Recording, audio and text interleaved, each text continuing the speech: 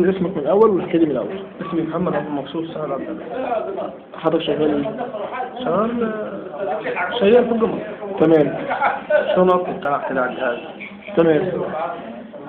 وانا جاي داخل على السيف. ده في منفذ السلوم فوق. منفذ السيف. في واحد لابس ملك. عايز يفتشني. قلت له طبعا انت تفتشني كده وخلاص. بيقول لي احنا اللي ماسكين البلد انتوا مش عارفين ولا نزلوا فيها ده بتاع 20 عسكري. بالظبط. قلت له يا باشا انا والله ما عارف انا تبعت ونزلوا علي. بيقول لي انتوا عايزين كده ما تمشوش الا كده. احنا بحثنا صغير عشان نظبط الوغش اللي في مصر اللي زي حلاقه. عشان ننظف مصر اللي زي حلاقه. نزلوا فيها ضرب وده حصل. بعد كده ما شفتش حاجه بس كان ده حصل يوم الثلاث؟ يوم الثلاث الصبح؟ يوم الثلاث الساعه 11 كده. 11. اغمى عليك يعني؟ اغمى عليك. ضربوني بالشوم. بيقول له مطرح ما تصيبه كده يموت يعيش مش مشكله. مطرح مش عارف كم مليون. ضربوني جابوني هنا المستشفى؟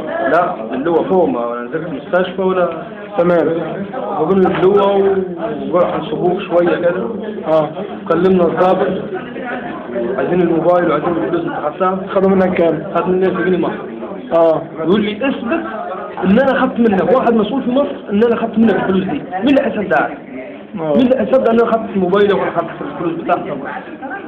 كلم اي جهه في السلوم في مصر عامه انه ضابط جيش خد منك فلوس. دي محدش هيصدقك فيها. قلت له حسب الله ونعم الوكيل. وجينا هنا وقفنا في الشارع تحت عند اول هضبه. هنا في السلوم. ايوه جنب المستشفى تحت الهضبه. تمام. وقفنا سلميه ما فيش اي مشاكل. نزل علينا زي فيلم عمار المقطع كده. عملوا ايه يعني؟ ضرب عشوائي كده. ضرب نار عشوائي. يضرب كده الضابط ده. صايع. بعد كده ما عادش فيه. مين اللي توفى جنبك؟ بس اثنين جنبي. اسمه مين؟ فاكر اسمهم؟ انور عبد المقصود. ماتوا برصاص الجيش؟ برصاص الجيش. انت متأكد ان هو بالظبط في راسه؟ مفيش الا الجيش. وهو اللي بيضربه. مفيش الا الجيش هو اللي بيضربه. احنا واقفين في الشارع. احنا فرشين حصران وقاعدين على الشارع. هم اللي دخلوا علينا ضرب النار. ولما بلغ ضرب النار احنا ما فيناش حاجه غير الضوء طلعان. نعمل ايه؟ وهم اللي بدوا بالاول. احنا سلميه واقفين. عايزين هون عايزين في ضباط ضلمه فوق. عايزين يتغيروا يشوفوهم يحطوا ناس محترمه وناس 100 كده تخاف الوضع صح. مش شغالين وهم بنفسهم مهربين بطلين. ضباط الجيش اللي فوق قسما بالله بطلين. تعال تجرب معنا.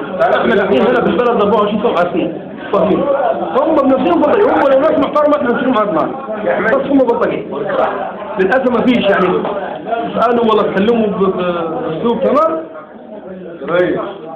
حضرتك متعلم؟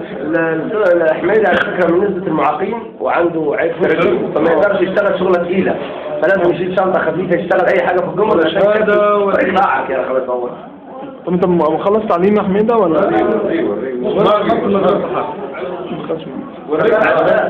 متجوز؟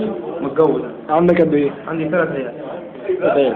طب انا هنشر ده عندنا في الجورنال. موافق على نشر الكلام ده؟ موافق عشان يثبتوا الحقيقه اللي هم الناس اللي هي تستفز الشعب دي. والله لو محترمين و100 يشيلوا على دماغهم والغلط احنا مش معاهم. بس هم بنفسهم للاسف اسلوب مش جيش مصري كده. هو الست بالظبط.